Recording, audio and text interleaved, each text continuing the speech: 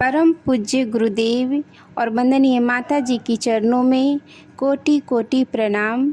आप सभी को प्रणाम। आइए आज हम सभी सुनते हैं संकल्प शक्ति की प्रचंड प्रक्रिया, जिनके लेखक हैं पंडित श्री राम शर्मा आचार्य। संकल्प प्रवाहों की दिशा और गति। घनीभूत इच्छा शक्ति को संकल्प कहते हैं। हमारे स्पष्ट संकल्पों के विशेष आकार होते हैं।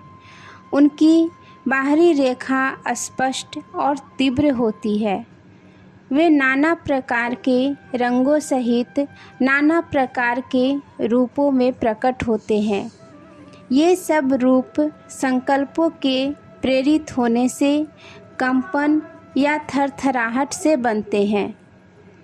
प्रकृति में अपने विचित्रताएं होने के साथ साथ कुछ नियमों का सदा आदर और पालन होता है। वह अपने मित्र लोकों में कार्य करने की उन्हीं रीतियों को बराबर दोहराती है, अर्थात प्रकृति के कार्यों में पुनरावृत्ति होती रहती है। इसलिए ध्वनि का आकार यहाँ संकल्प के आकार से सदृश है। संकल्प चिरस्थायी होते हैं और सूक्ष्म जगत में इनका बड़ा प्रभाव होता है। ये मनुष्य के मन पर अपना अधिकार जमाकर उन्हें आकर्षित करते हैं। एक सशक्त संकल्प वाले मनुष्य के मस्तिष्क से दूसरे मनुष्य के मन में कंपन द्वारा विचारधाराएं जाती है।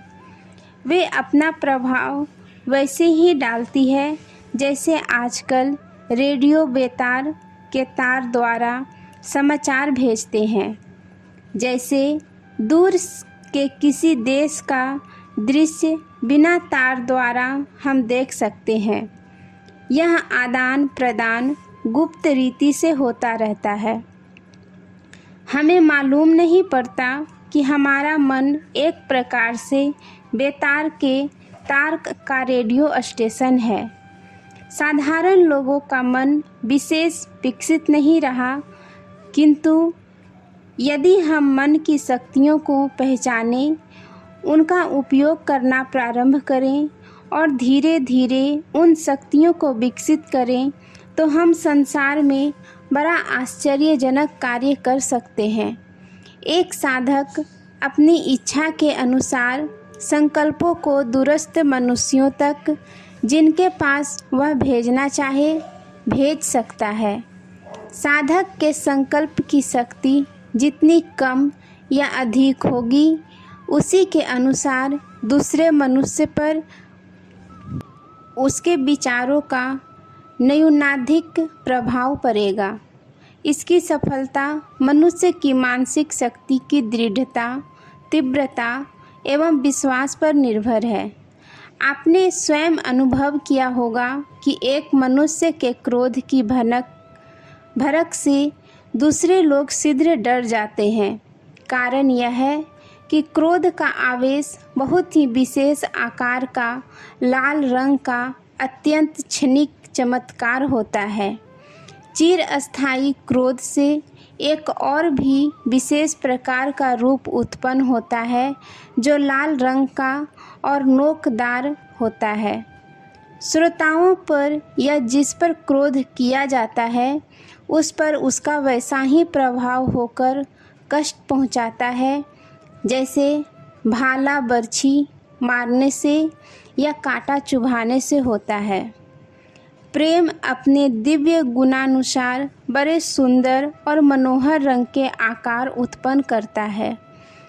इसमें सब प्रकार के अरुण रंगों से लेकर उत्तम और हल्के गुलाबी रंग उत्पन्न होते हैं। वैसे ही जैसे सूर्योदय और अस्त के समय आकाश में बिखरे दिखते हैं। प्रेम में बड़ी शक्ति है। यह क्रोध से भी अधिक बलवान है। क्रोध जैसे हिंसक के स्थान पर यह भाव रक्षक का काम देता है। बहुत से लोगों के प्रेम विचार उनके संबंधियों या मित्रों के चारों ओर वायुमंडल में कीले के आकार में स्थित होकर उनकी रक्षा करते हैं और उनके समीप में दुष्ट भावों को नष्ट करने के लिए साधक की ओर से अपने सजातीय बलवान संकल्पों की सहायता पाने का अवसर ढूंढते रहते हैं।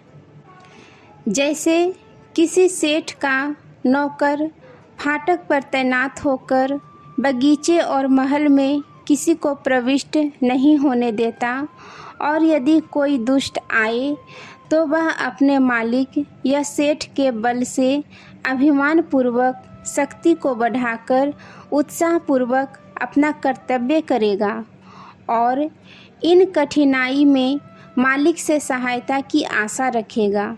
उसी प्रकार दृढ़ और पवित्र संकल्प के रूप में भी साधक की इच्छा के अनुसार अंतरीय वेग से अंधवत कार्य करते रहते हैं। वे दुष्ट संकल्पों को नष्ट करने की प्रतीक्षा करते रहते हैं। आज के लिए यहीं तक। आप सभी को धन्यवाद। जय गुरुदेव।